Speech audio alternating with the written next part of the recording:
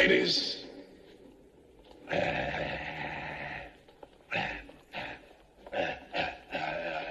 You just listen to the old Pork Chop Express here now and take his advice on a dark and stormy night when the lightning's crashing and the thunder's rolling and the rain.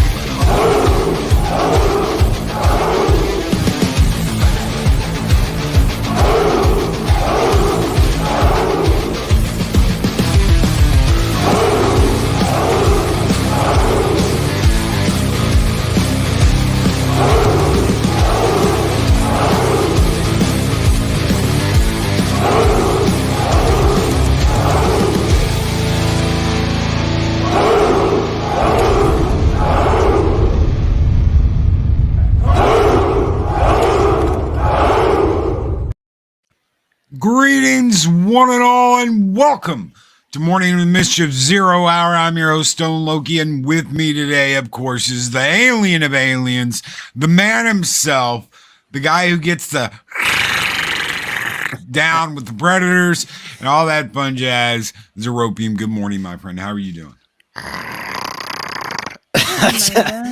That's all I got today. Good morning, folks. Good morning, chat. Good morning, my lovely co-hosts for another 0 Hour Monday on your Mornings of Mischief. Good morning, everybody. And of course, our special guest for today, the one and only, the Fez Cat of Fez Cats, the girl who demolishes haters on the Baby Menace, Eris of Chaos. Good morning, Eris. Hi. Hello, everyone. It's morning. Yes, it is. Happy long weekend on your Labor Day Monday. They said nasty cat. Why? I'm not ill. I'm cute. Not yet. Wait till she drops the first F-bomb. Nah, I'm doing good this morning. Oh, bullshit. I'm good. The demon Fez Cat, yes. Oh, It well, is I guess the I can't. Fez Cat. She does. She sounds so thrilled to be here. I'm here. Although- I'm sorry. I'm Although- doing the copyright, Amazon copyright shit for my stream on Saturday, and it's kind of got me all kind of riled up this morning. So I do enjoy the comm badge and pips on your cat tuxedo there. That's pretty nice. Yes. Thank you. Thank you. It could just be my fur. You don't know. Who knows? Good morning, everybody. Good morning. How's everybody doing? Undead Ramen. Good morning, Brandon. Looney Tunes Fan 2000 says, Loki, I'm doing premieres all week at 8 p.m. Good. Heck yeah, Brandon. Heck yeah. Kick some butt and take some names, brother. Shellback, TJC. What is going on? Shellback, TJC. Leia Rose. Good morning, Leia Rose. How are you? She says, "Hail, Heiress of Chaos." Good morning, Leia. Hi. Good He's got morning. a fan. I'm here. Undead Ramen, I'm here. Isn't that good enough? Damn straight. Damn straight it is. trying. Good morning, Undead Ramen. Claude Sailing, good morning. Gap After Dark, how are you doing? Gap After Dark, good morning, guys. Snort of Poopers Cuber, my favorite polar bear on YouTube. Good morning, Snorts. How are you doing? MB Geek, let's talk. What is up? MB Geek says, remember all, Valhalla is not coming. It is here. Damn straight. MB Geek, good morning. Decepticons, Cave of Villains says hit that like button. Good morning, Decepticon, Cave of Villains. Thank you for being here, brother. Captain Phantom Nerd says good morning. Good morning, Captain Phantom Nerd. He had a show just before mine. Keeps kicking ass and taking names. Cap, you're going to be at that 1K level soon. Trust me. I know things. I drink and I know things. Stan Lee, I'm so glad I can say that again. Stan Lee says, damn, going to have to start watching House of the Dragon. Just about to watch it now. Heck yeah. Heck yeah. Watch it while we're talking about it. That's going to be great. What is up? What is up, everybody? Dave G Sound. Good morning, Dave G Sound. Good morning, everybody. Soul Assassin. If I missed anybody, Chris Spurs of the Wrench of Wrenches is here. Good morning, Chris. Hope you are doing well. I don't know where the rest of the Wrenches of Ragnarok are, but Yeah, what the hell? Long weekend. Maybe they're sleeping. Oh yeah, off. it's that Monday. It's that Monday. We got Monday off. What's We all that got one Monday drink off, so Mark likes? It's that, what is it? It's like apple pie moonshine or something like that. my apple pie moonshine. Maybe. Wow. Apparently it's like drinking liquid apple pie. That's dangerous. Jesus. That's very odd. I've never heard of that before in my life. Oh, you've never heard of apple moonshine? No, not I used at to all. make that. I used to make that back when I was working at the prison. When I was still working at the prison, I would make apple moonshine. It sounds like it would taste good. I love apple pie as much as the next guy, but yeah, I've never heard of that. Yeah, apple juice, sugar, cinnamon, and Everclear, and then you let it sit for like 2 months. Wow. Oh yeah. All right, I'm down with that. Good stuff. Not right now, but I'm down with that sometime. I don't think so. I don't think so. I think you can pretty much turn dang near anything you can drink into moonshine.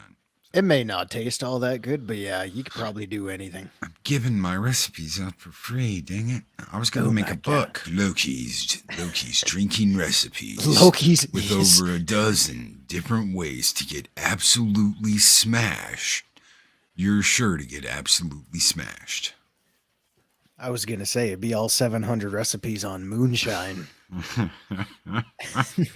One for Pepsi. The rest is all moonshine.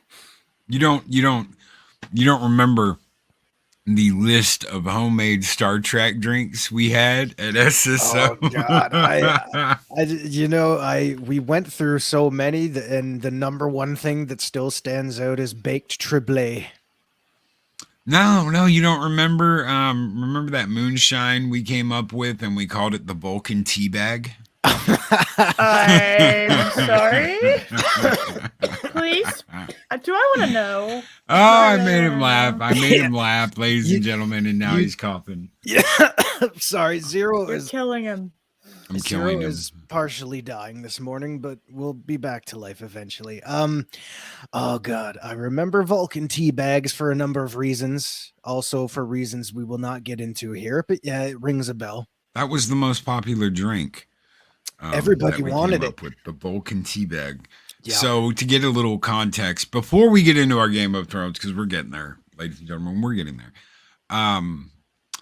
Zero was me. We were all on Star Trek Online plan, and I don't remember what we were doing, whether we were doing PvP or something, but Zeropium here ran over to someone we had just taken down and started teabagging them while holding up the Vulcan salute on their character.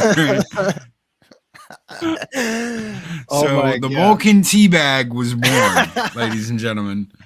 The Vulcan teabag henceforth. And I mean, it was like plain as day, holding up the Vulcan live long and prosper salute while teabagging. Yeah. This was in public on a, where was it? Earth space dock? It has a nutty bouquet. Yeah, Yes. it's got a nice nutty bouquet. Nice nutty bouquet. Yeah, I believe it was the old Earth space dock when it was just a ring that people ran around in. And Loki's character and my character were standing there, and this guy, this poor character that we just destroyed, I teabagged the shit out of him.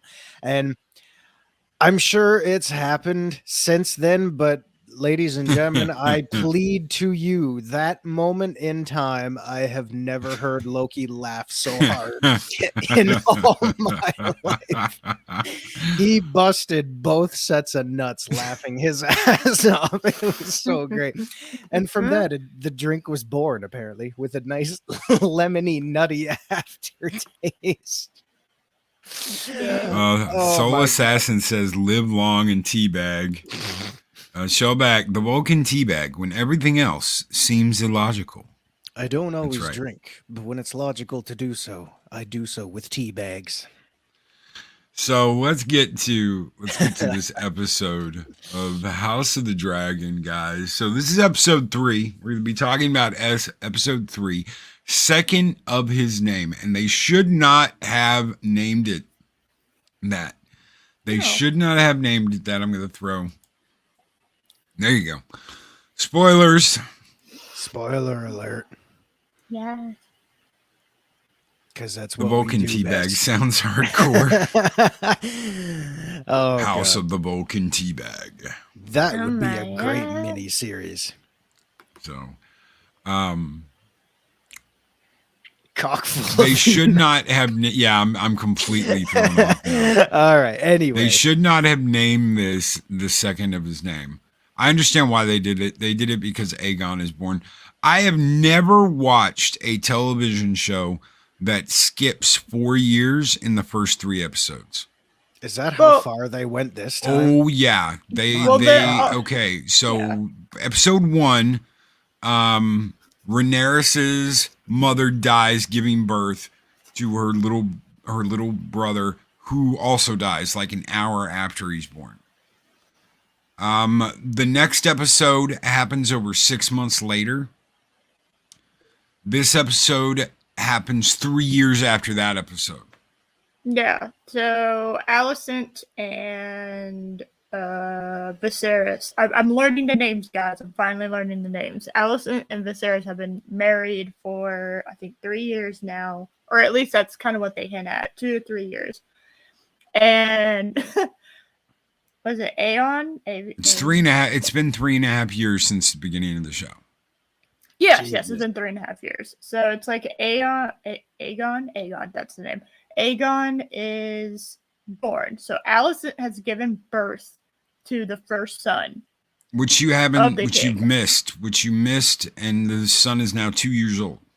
Yes. So he's now 2 years old. And not only is he 2 years old, but Alicent is super duper preggers. Like, we're talking 8 months. Like 8 to 9 months pregnant. That thing's ready to blow. Yeah. Yes. It's very, very, very pregnant. And they, like I was saying, they shouldn't have named the show that. They should have named it Madman with a Dragon.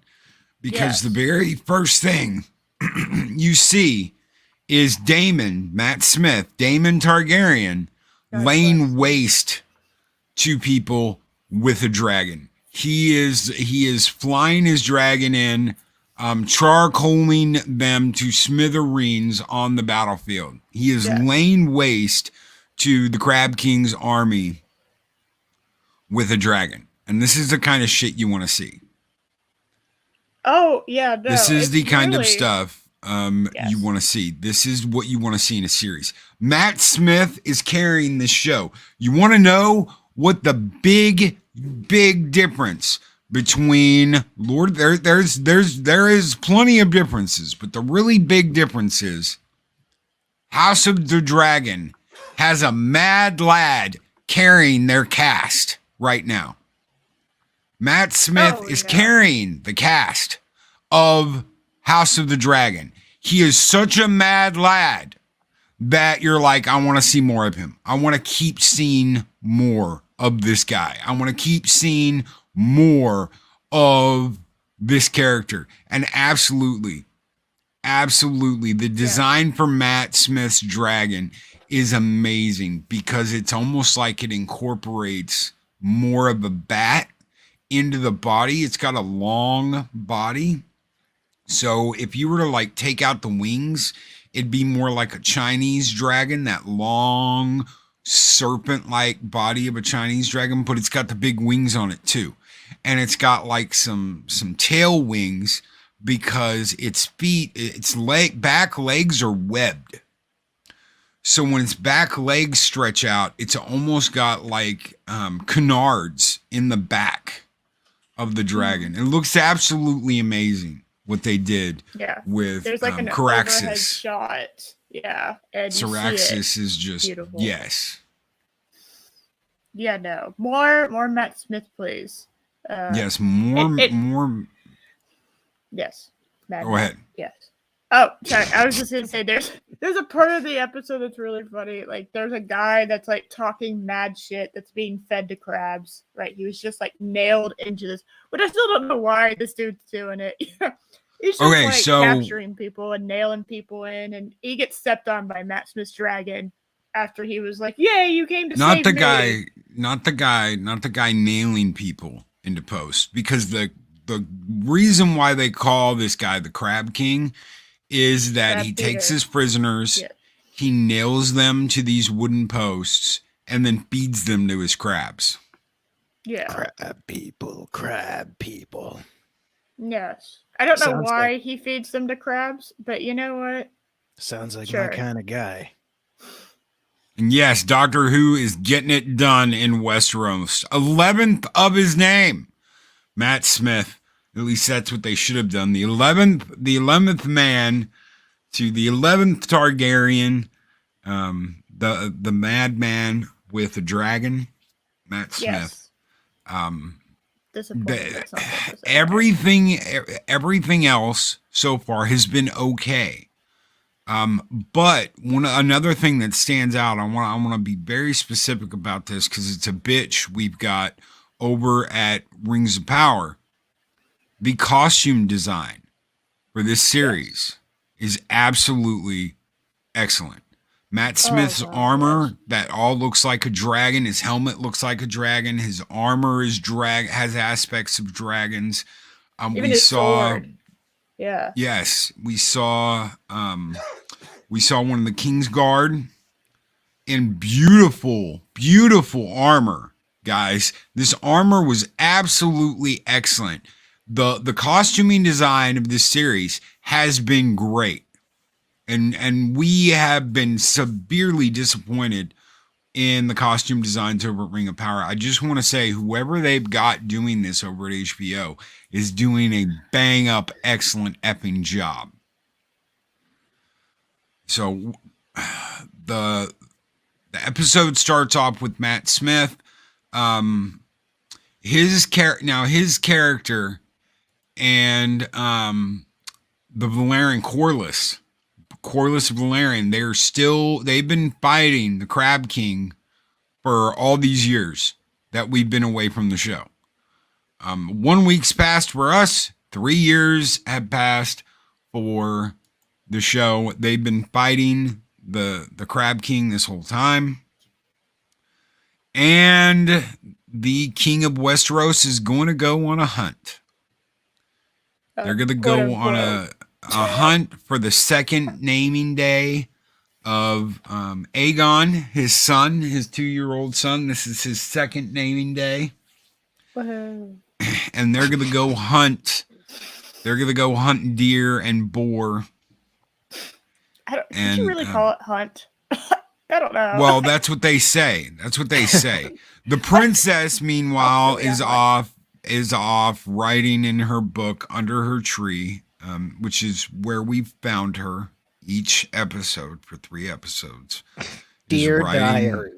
Yeah, pretty much. Let me talk mad shit. Hold on.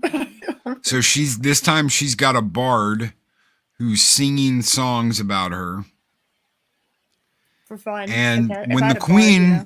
queen, her friend, I can never Alicent. get her, Alicent. It's like Allison, but it's like scent. Like Her childhood friend that she's grown up with is now pumping out babies for her dad.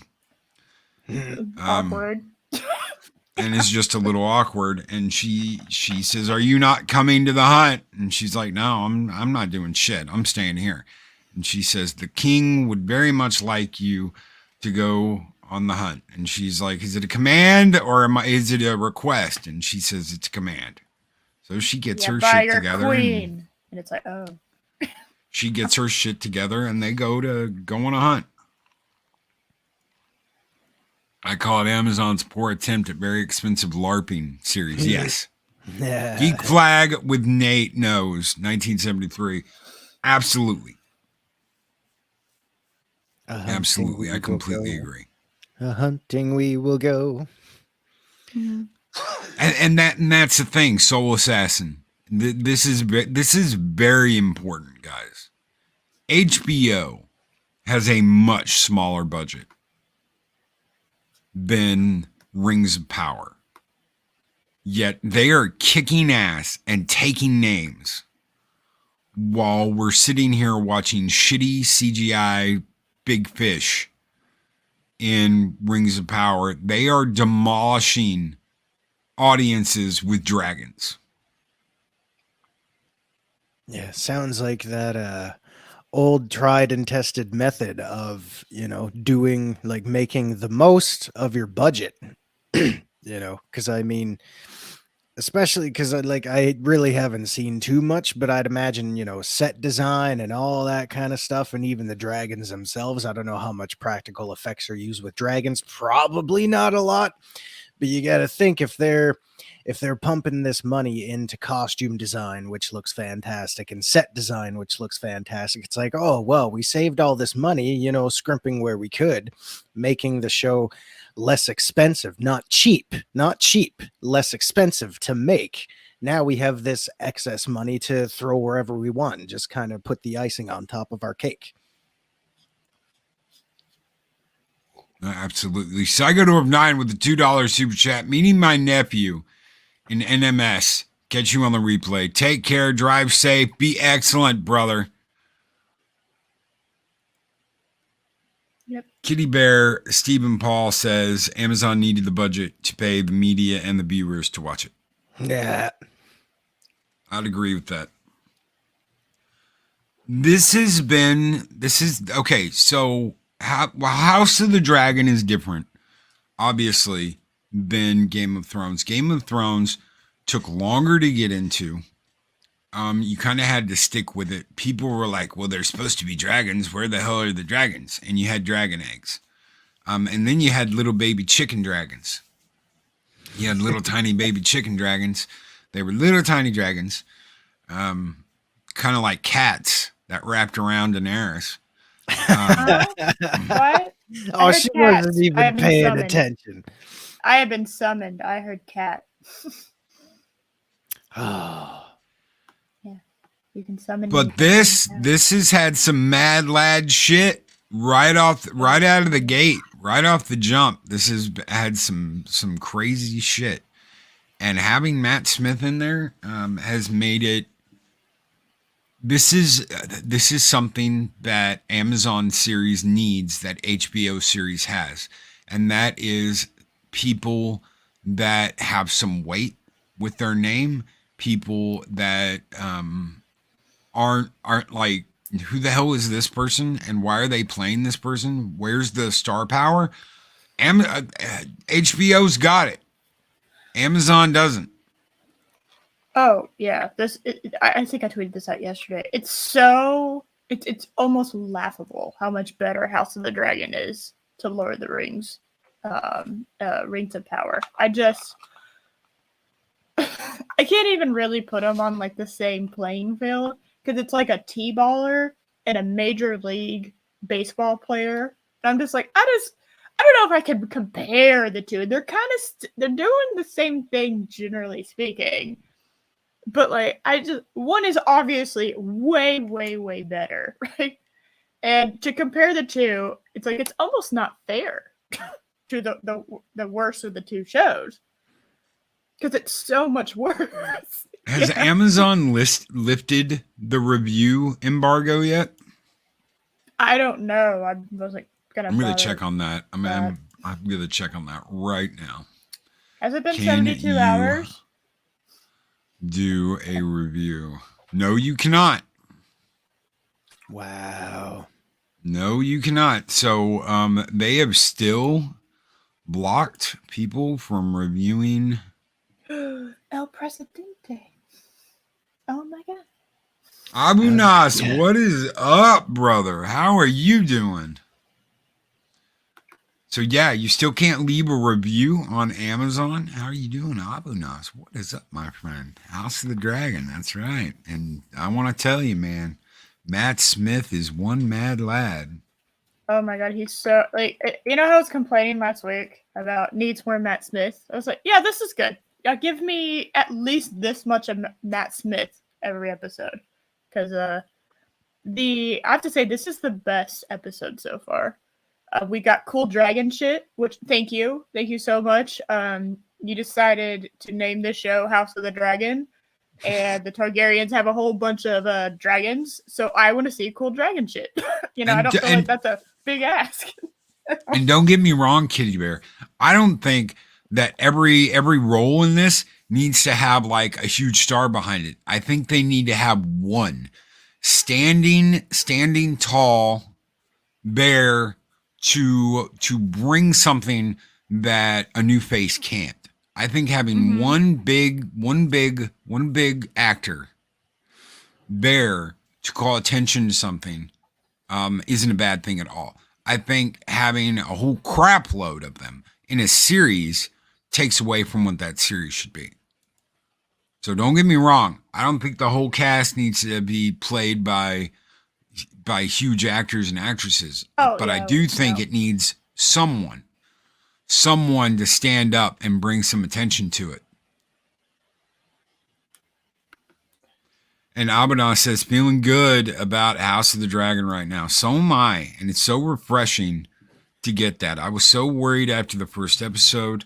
A whole lot of man hating in that first episode, and men are horrible. But man, have they laid off on that a little bit since then?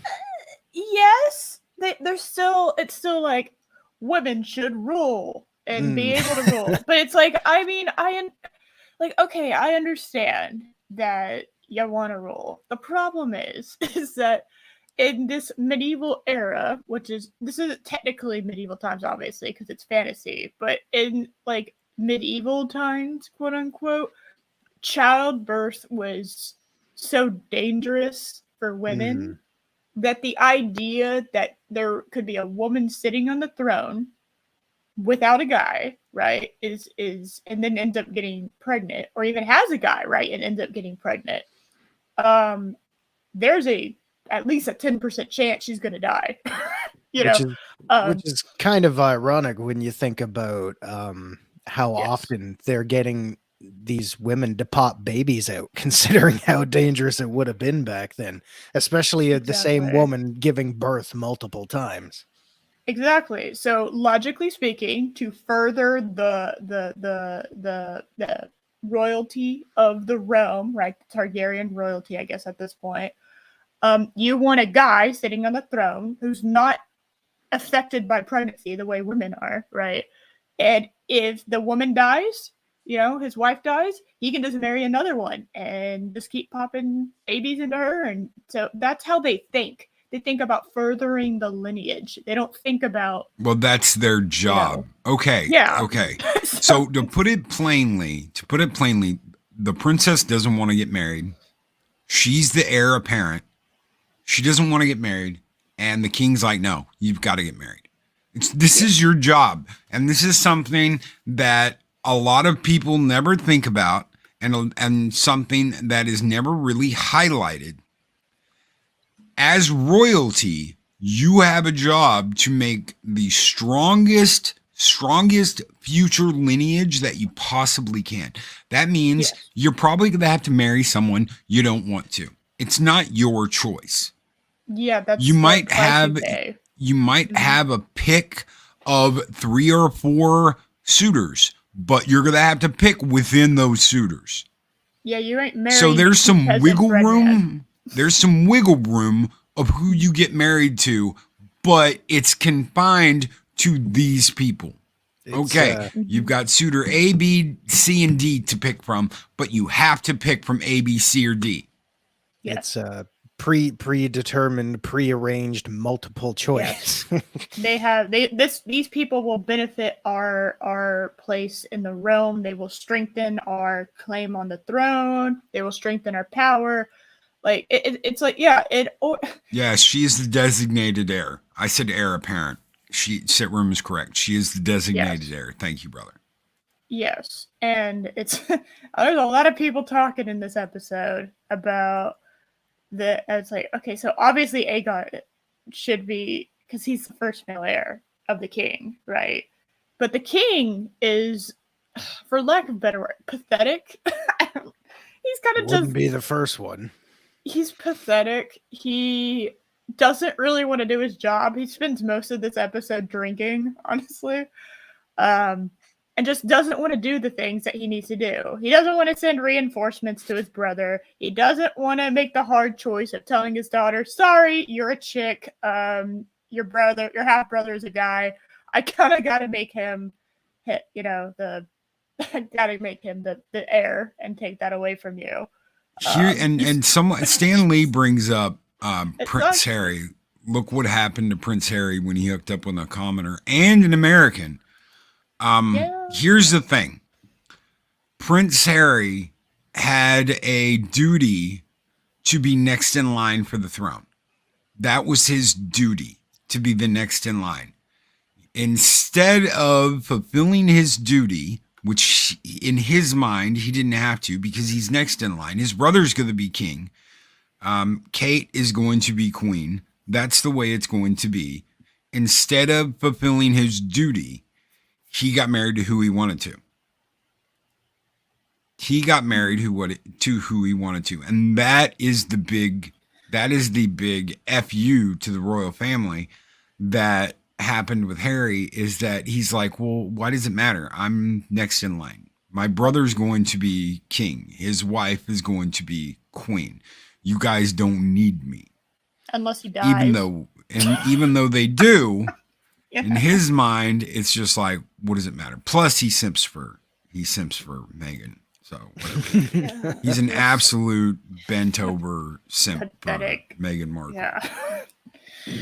Yeah. I do say, not quite deserving of the throne there. Oh my god, I sound horrible. And when she didn't get what she wanted, she called them all ists, obes, and Yahtzees. Isn't that amazing and intelligent? Isn't that a woman you want? Of course they did.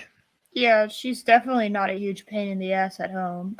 Yeah. Just like definitely not. Hey, you married me, and now I'm not even a dame anymore. Yeah, yeah, and yes, off. Stanley, it's his son who would be heir. Harry is shit out of luck. That's right. It's William. Yes, Oh yeah, he does have a son. Okay, that's you're right. He I does forgot have a about son. that, yeah. So Harry would Well, if still he be shit out of didn't- luck. Yeah, It'll be it's like, Uncle but God Harry. forbid, right? You still got to do that. I think she has more than just his balls, honestly. I was guys going to know. say she's probably got more than one purse, so you're probably going to have to pick one. Yeah. Which one do you want your balls to be framed around? She probably separated them. Can I have Yeah. one in the white one with the gold trim, mate? Yeah. I don't know what accent that was. No, that was perfect. Do you know what I mean? I mean, my balls have got a match of trim on the bag and shit. Yes. Oh, sorry, folks, I'm out of it. Harry is Scar. Oh, That's so live insulting to the Scar. king. How dare you? my Oh, God. So So three episodes in, and to kind of get back on track. Oh here. yeah, sorry about that. Oh, I don't care. I'm just along for the ride. So I know we're only 3 episodes in, but I keep hearing, Matt Damon Smith's name come up Matt several Damon. times. That's what I'm choosing to remember him by because it's easy to remember. It's fine. So again, given that we're only 3 episodes in, do you possibly see any other character as of right now, maybe somewhere down the line, having a more standout role, someone else that can carry the load of the show? I think Rhaenyra will, but there's going to be a change in actresses. So right now we have Millie Alcock as Rhaenyra. Mm-hmm. That will Oh, change. The actress will change to Emma Darcy as Rhaenyra.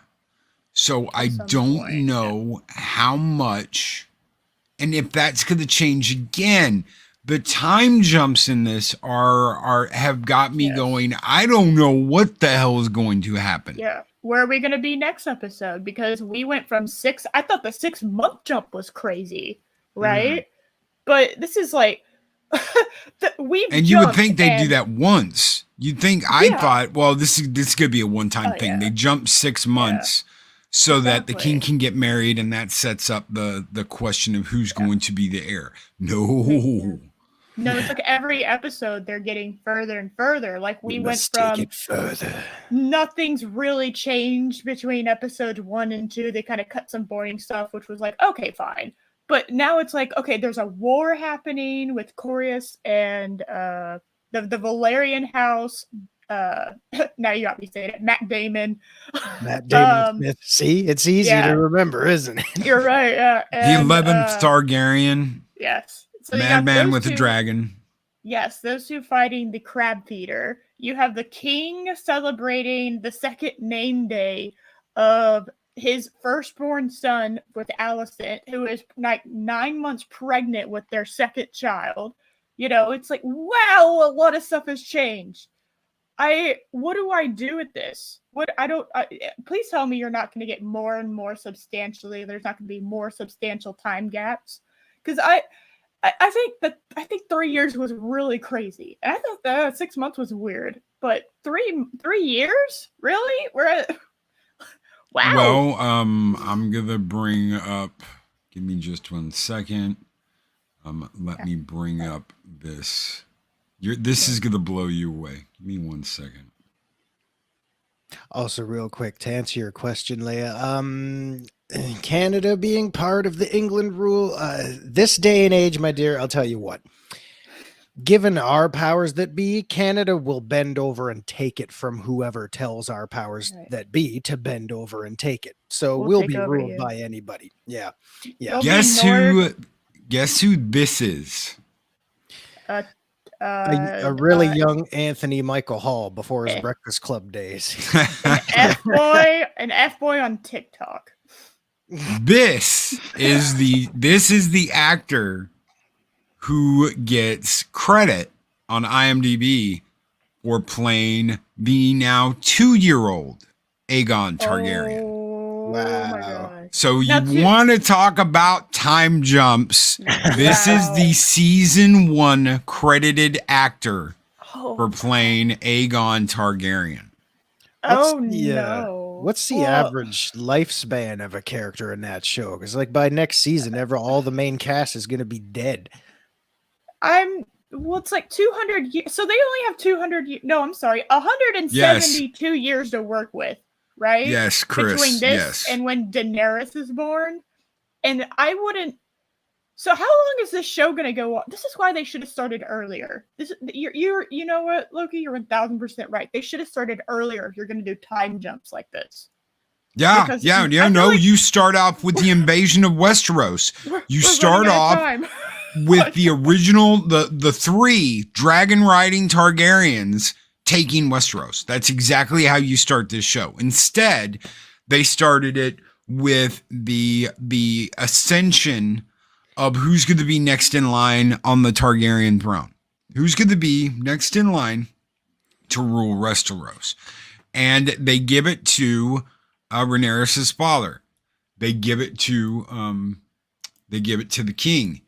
And the throne, the Iron Throne, does not like Viserys. Viserys, okay, so there's a thing in Game of Thrones. It happened to Joffrey. Joffrey cut himself on the throne. The Mad King was nicknamed the Scab King.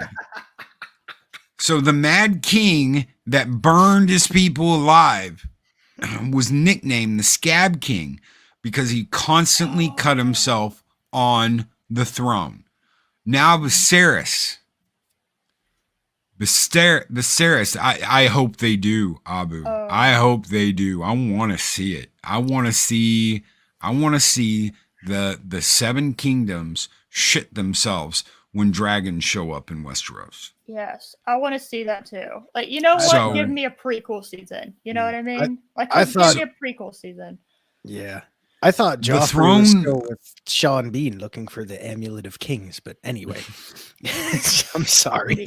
The throne, West- okay, so the throne cuts whoever it deems unworthy of Yeah. sitting on it. So if you're constantly being cut on the throne or you get cut in fits of anger, that's like the throne saying, "You are beneath me, get off, bitch." Are they Cersei, Joffrey, all of these people that we were like, oh, they shouldn't be sitting there. They all got cut, right? They all got cut on the throne. But Are Damien they- didn't. are they aware of what that Ah, no, Loki! Your mic, no. The means? Oh mic. my. Everybody awake now? I know I am. Yeah. I was gonna ask, sorry folks, this is what happens when we do it live. I was gonna Right. ask, when they get cut on the throne, are they aware of what that means, or do they just kind of think, oh well, it's a sharp chair, it's gonna happen? No. Well, at least they're not in this show. And I don't think in Game of Thrones Okay. they understood it either. They Hmm. just Ugh. was like, "You're fine." He asked if they were aware of what that means. I don't think they No. actually say it. No, It's just no. implied because you know what those people did and what happened to them. So it's like, okay, And you could be fine. Yeah. You could be fine. And okay, let's say you're a good king, right? But you have a fit of anger. And right after that, or during it, or right after that fit of anger where you lose control, you get cut by the throne. That is like a wake-up call. Okay? That is a get your shit straight, because you need to be better than having a pissy fit on the throne. Makes sense. And Abu Nas is right. Ned Stark never got cut when he sat on the Iron Throne. Daemon Targaryen has Yep. not been cut when he sat on the Iron Throne. I want So Emma's being the honest. throne decides who is worthy of sitting on it and who is not. And it's by Yeah. those cuts. Yep, Hmm. exactly. I think that Otto Hightower was poisoning the king. That's what I think he still is, just not as much, because when you this episode they don't draw as much. So in the first two episodes they kind of were like, hey, there's stuff happening, but it's like 3-year jump. You'd think a lot more would have happened. Well, the problem But- is that the king has not changed who will be in line to succeed him. It's still Rhaenyra. Rhaenyra is still set to become ruler of Westeros if the king dies. Otto can't take him down. Otto can't kill him. Otto can't take him down. I think the only reason why something didn't happen to the king in this very episode, is because he hasn't passed on who will be king to Aegon. yes. Mhm. It's Middle still finger. set with Rhaenyra, and that is the way the line of succession is set. Is that it's still set to Rhaenyra. Yes, exactly. He does have 2 fingers missing now. Like when you see him pick up something to drink with his left hand, he has 2 fingers missing. So it's like he kind of had like the tip of one that was rotting in the second episode, and now he's missing his pinky, his entire pinky, and his entire ring finger on his left hand. Which I don't know when, wedding rings on the left ring finger started happening, but he can't wear one anymore. So. Very inconvenient for him now. Yeah. So the battle, okay, so all the swords are from the same battle that the throne is made of. And that was created by the original Targaryen that came to Westeros. Him and his sisters took Westeros.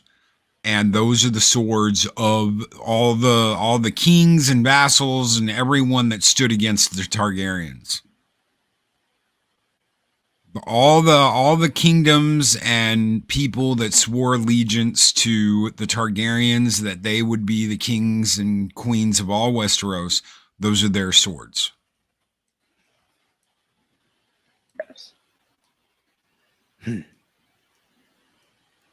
Flagellation accident, yes. Project Cambrian, yes. No, you're right.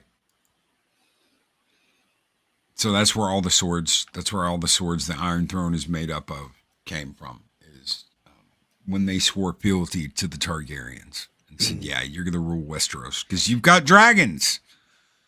Hell Which yeah. I thought that's what this was going to be about.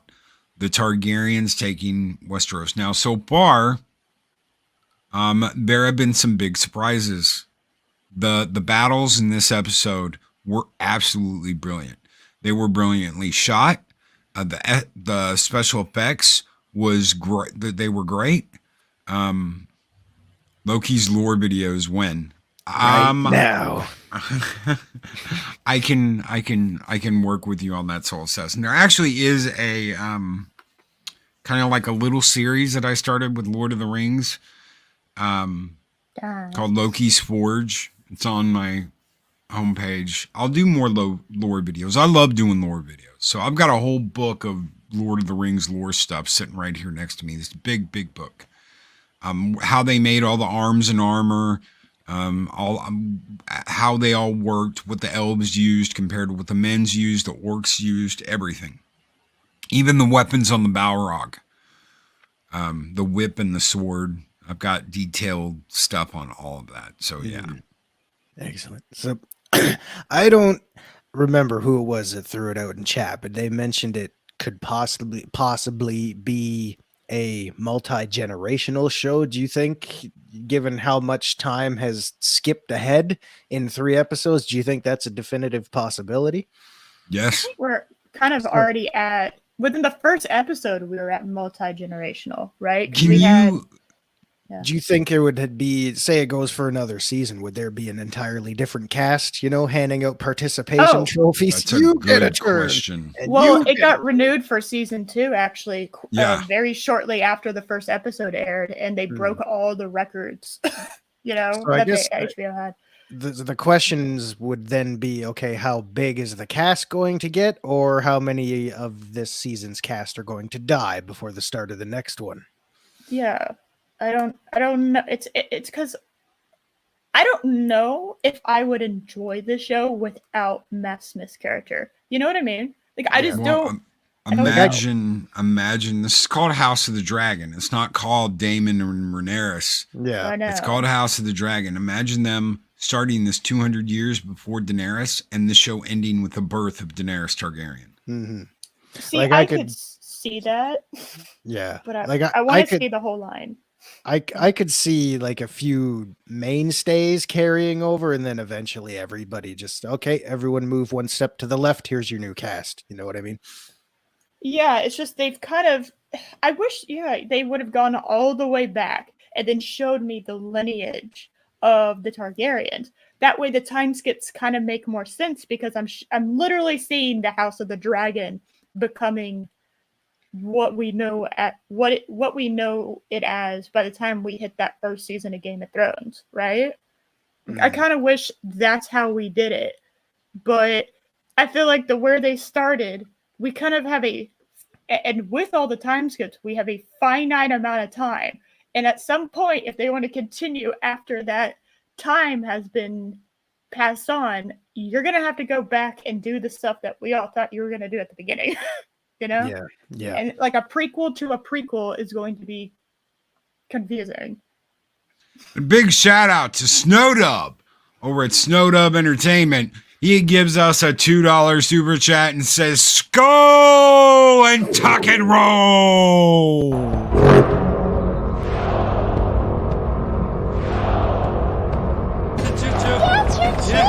Have a great trip. Here I go.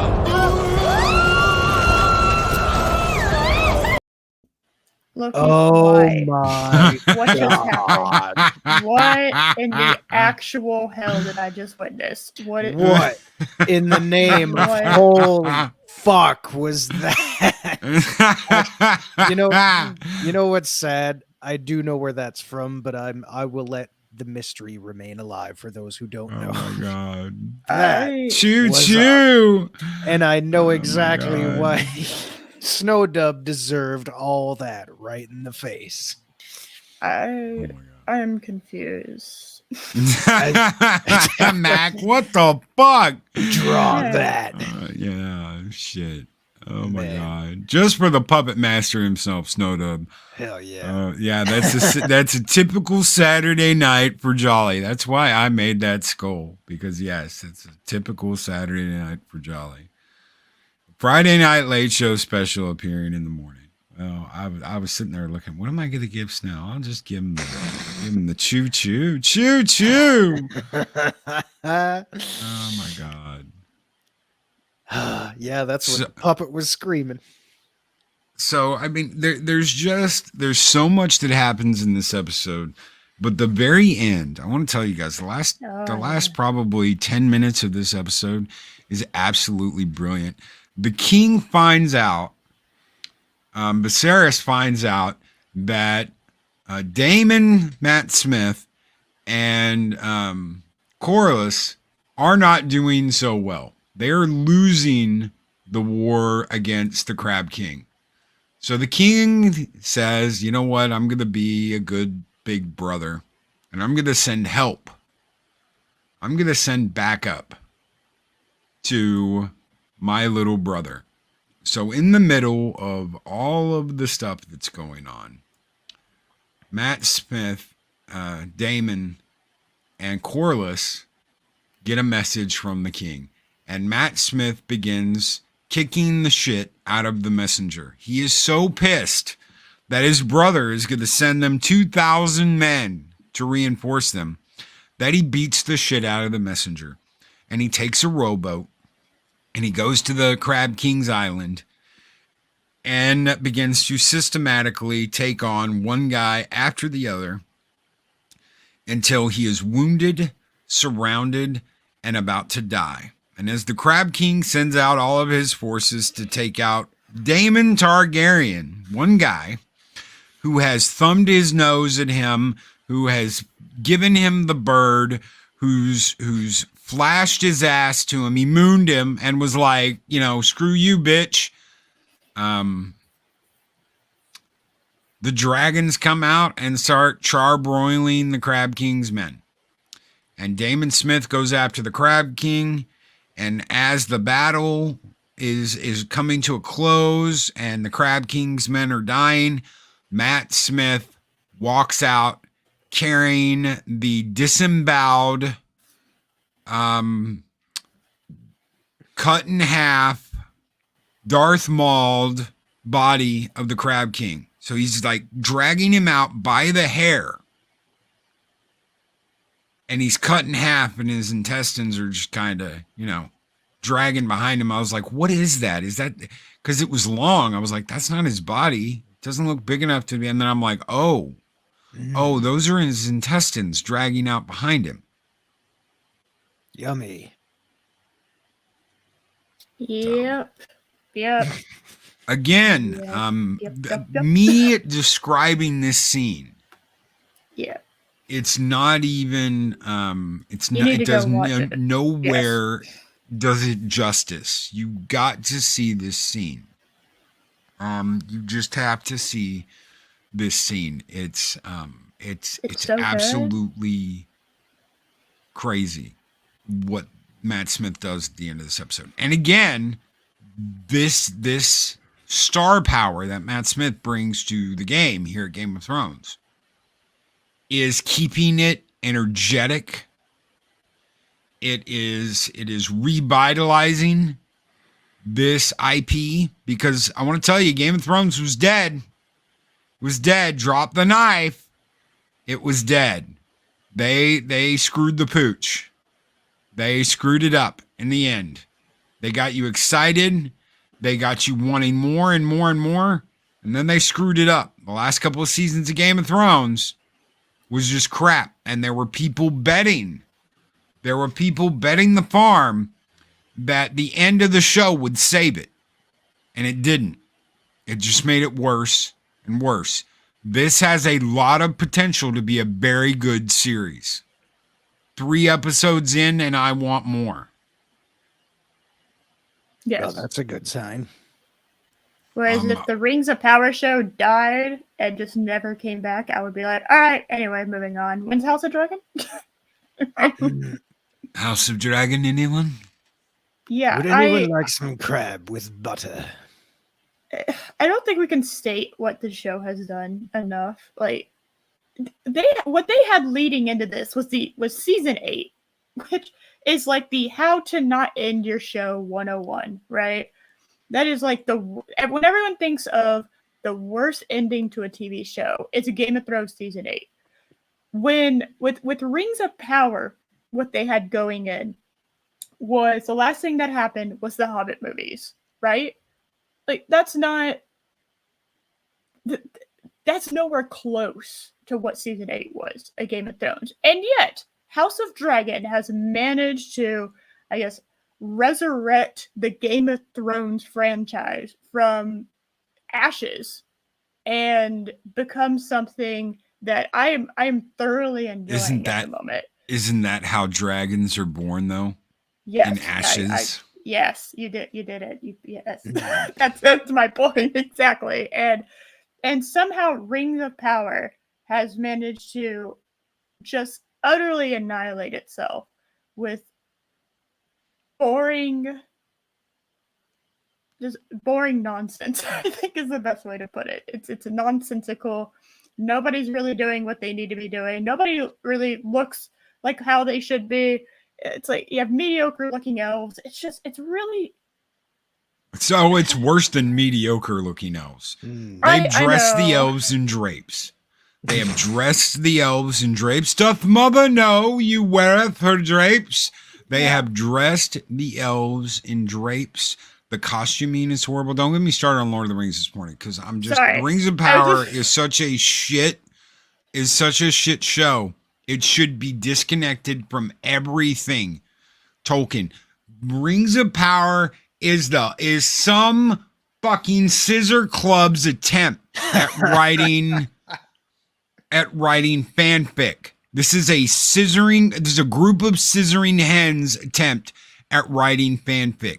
And the 2 showrunners are such fucking twats that they don't dare say anything negative about the writing. Fuck those people. There we go. Yes. The dark side. Yes. Join us. Release your hatred. Join me. Join me. Yeah. I never thought I'd be excited about Game of Thrones again. This is amazing. I'm kind of just... I'm Logan's Run, oh my god. Project Gamer, you remember that one? You have a choice. You can live. God, that was so bad. It was so good because it was so bad. Anyway. Yes. Right there, Abu Nas. I kind of like John Wick Galadriel cutting mofos down while the weak-ass elves watch amazed. The warrior elves have been going around for like centuries. Fighting fucking Balrogs. Those fucking elves fought Balrogs, and they pissed their pants at the first sign of a cave troll, while Galadriel literally springs into action. Boing. complete with sound. What a fucking shit show. Yeah, exactly. Can't do nothing wrong, don't matter what happens. But I mean, hell, Right the there, fact right that there. This right here. This right here. When you put the L, the O, the T, and the R in a title, it needs to be a hell of a lot better than okay. That's what a lot of people were worried about when Peter Jackson was going to do the movies. A lot of people were like, bitch, this can't just be like New Line Cinema Scream level shit. This has to be like a whole nother level of badass. And Peter Jackson fought for it to be 3 movies. Peter Jackson fought for the budget that he had. Peter Jackson fought tooth and nail to get damn near everything he got out of those movies. And it showed. It showed. Amazon spends $1 billion on a fucking boondoggle. And what do they have to show for it? Rings of power that can be outdone by the ones that the Planeteers used to serve Captain Planet with. Oh my god. you know, George R. R. Martin can actually say it now. He did something that was better than something associated with Lord of the Rings. Mm. Isn't that what he always wanted? He wanted to outdo Tolkien. And I wouldn't say Rings of Power in any way, shape, or form is a Tolkien work, but they stuck that Lord of the Rings title on that thing. So it's kind of like, well, Yeah. he can technically toast a drink to it because of that LOTR thing on the title sequence. But anyway, They originally wanted one. They originally wanted him to do Fellowship, Two Towers, and Return of the King in one movie. And he explained to them the error of their ways. And originally, Hobbit was going to be 2 movies, and he got them to push it to 3. But they wanted one movie, Stanley. They didn't want Fellowship, Two Towers, and Return of the King. They wanted Lord of the Rings, the movie. One movie to rule them all. That's right. That's insane. Like, how long is the 12 hours? Can you imagine the extended cut of that movie? It's just like you just sit there for like 24 hours basically. Are you kidding? The extended cut would be the cut of the film.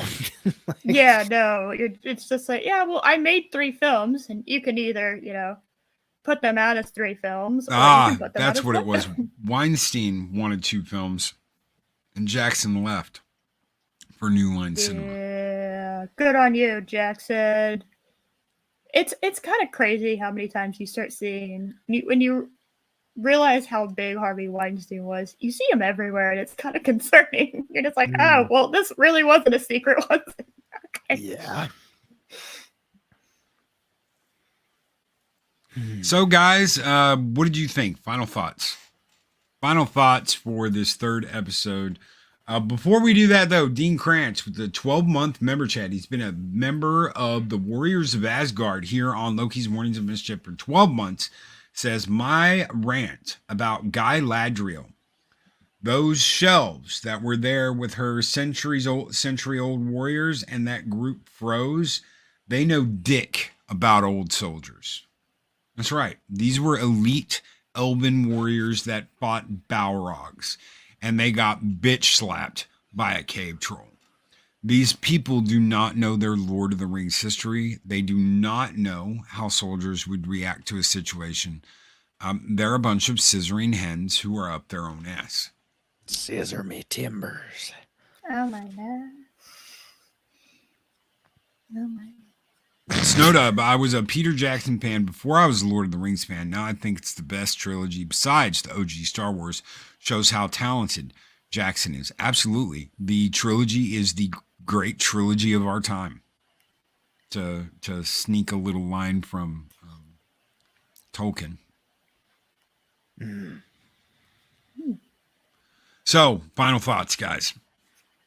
I'll let you know when I get there. No, Zero, please go first. Tell me all of your final thoughts about the show that you haven't watched. All right, let us begin. And we're out of time, folks. No, Zero has a lot of catching up to do this week, so he's got some homework lined up. That's all Eris? I can say.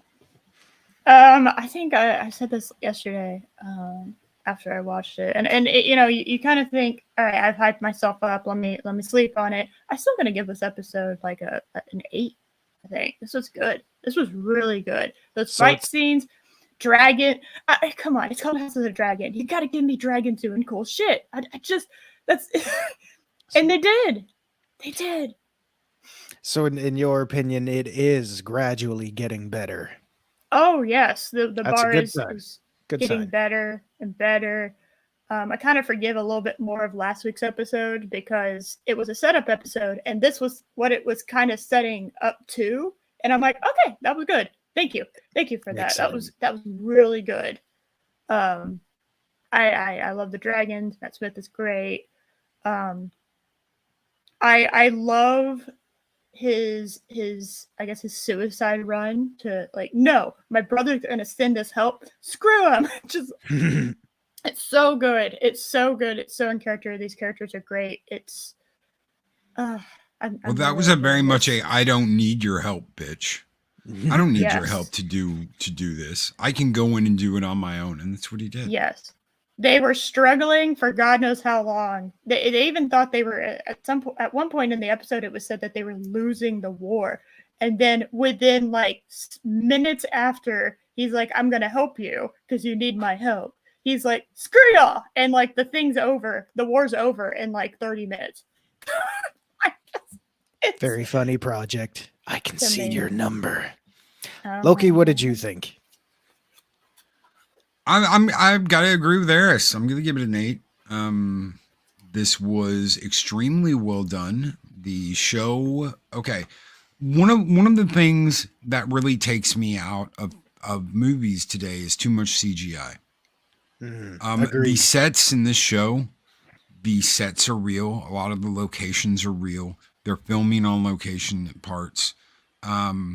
That's not being done with Lord of the Rings. You might get some aerial footage from when they were in New Zealand, but you're going to have this completely crafted and fake environment. You can tell a lot in the Rings of Power that they're not walking in a forest. They're walking on a soundstage. They refrain from doing that too much in this. So the scenes you get with the dragons are special. The scenes you get with the CGI look more like practical effects in House of the Dragon. HBO has a team that is kicking ass and taking names, and they're doing it for cheaper, much cheaper than $1 billion being spent by Amazon Studios. The Rings of Power is going to bankrupt Amazon Studios.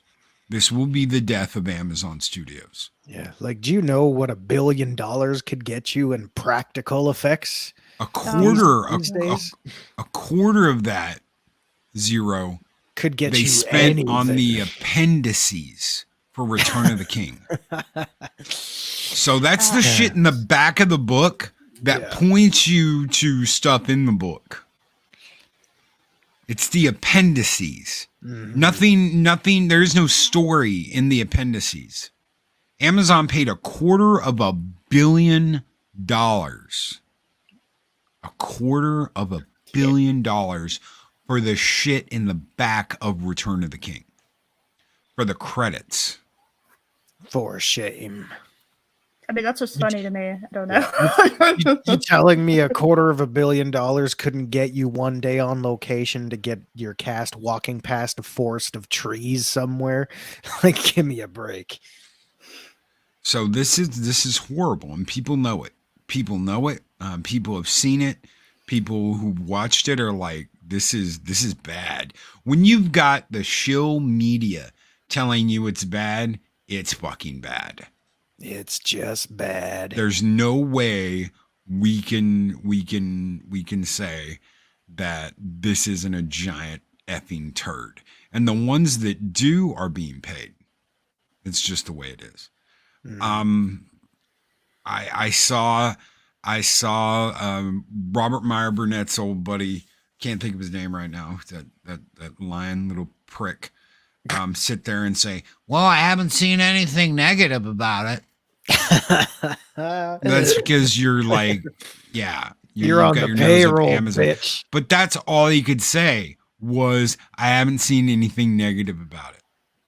I haven't. Well, of course you haven't, because when you go to Amazon, there's an embargo. There's a review embargo for 72 hours. Go look on your Rotten Tomatoes site and look at how you can't look at the exact specifics of what people are saying. You can see that the audience score is like 32 out of 100, but you can't see the reviews. Yeah. Any artist Rotten Tomatoes deleted 300 reviews. 300 reviews. Wouldn't surprise me. Do you know insecure you have to be as an artist to like put forth this much effort to get rid of criticism? Like, come on. If something is shit, you should know about it. You know what I mean? Like, you shouldn't just bury your head in the sand like an ostrich. You need to know that it's shit. And you need to. But that's what these people do. They bury their head in the sands with history. They bury their head in the sands of the actions of their own people. They bury the head in the sand whenever anyone goes to point anything out to them, because they cannot be wrong. They have to be right. There is no debate. There is no talking. There is no discussion. There is no anything. There is, we are right, you are wrong. That is it. There is no discussion.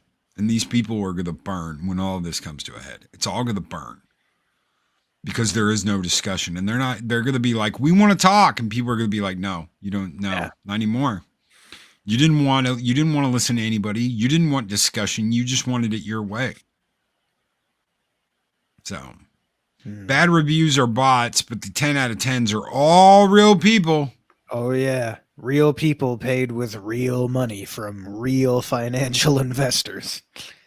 So, I think House of the Dragon is looking and shaping up to be a great success for HBO. People are going to keep watching it. People want to see Matt Smith. He's the mad lad with a dragon. He's the madman with a box, I believe is what Eris said. Yes. That's what he says on Doctor Who. The bad man with the box. The madman with the box is the mad lad with a dragon in Game of Thrones. The 11th Targaryen. I think it's shaping up to be good. I think that the counter, what's really interesting is Monday mornings, this is the first thing we're talking about, and I'm really enjoying talking about it. Friday ends with Lord of the Rings, and it's shit. The first 2 episodes were shit. We're going to see what the third episode. I gave the first episode a fucking 0. I've never given anything a 0. I've never given anything a 0. The second episode got a 1. And it got a 1 because the sweetheart that is Durin's wife, I am transfixed over. I think she is absolutely excellent. When she just gives Elrond a big hug and she's like, "You staying for dinner, baby?" I was like, "Oh my God, I love her." You staying for dinner, and Durin's like, "He's not staying for dinner." And she's like, "You shut up, you redheaded motherfucker. Come on, sweetheart Elrond, let's go and eat dinner." I'm like, "Oh my God, I love it. I absolutely love her." Abunas, great show, Loki. Salute to you and your badass panel. Love you, Eris. Ooh, the president. Ooh, El Presidente. El Presidente. El Presidente wants the kitty's fezzy. No, my fez. This is my fez. All right, guys, we're out of here. Take care. Be excellent to each other. Always speak friend to enter, and we'll see you tomorrow morning with Taco Tuesday and Mexican Iron Man. Take care, everybody. Bye-bye.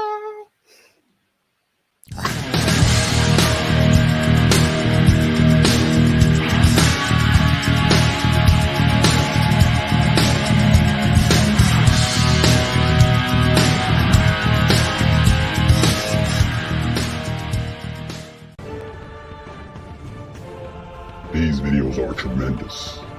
Like, comment, and subscribe, and hammer that notification bell.